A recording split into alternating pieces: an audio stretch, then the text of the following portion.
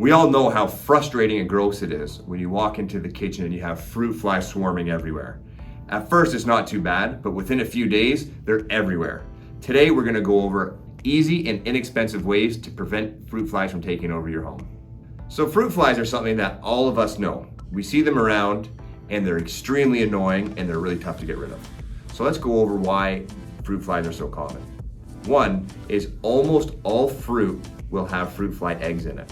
Even though you'll be at the grocery store and you won't necessarily see them flying around, the eggs can be in things like peels, on skin, and even on the edges of any sort of fruit that you bring. So when you come home, you want to wash them with soap and water to do the best that you can to potentially wash anything that's contaminated off. That helps, but often isn't enough.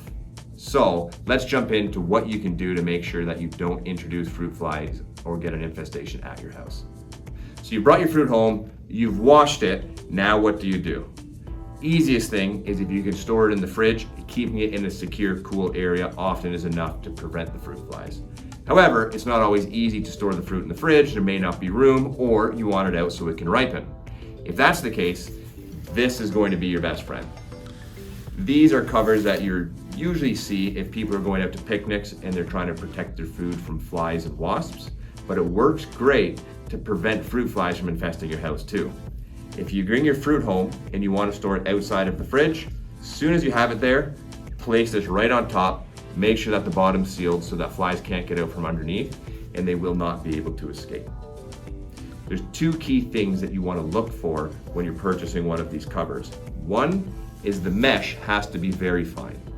Fruit flies are very small, so if it's a regular screen, it's often not small enough to prevent fruit flies from flying in and out.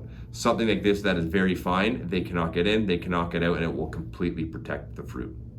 The second thing you want to do is, if you can, get one that's white in color.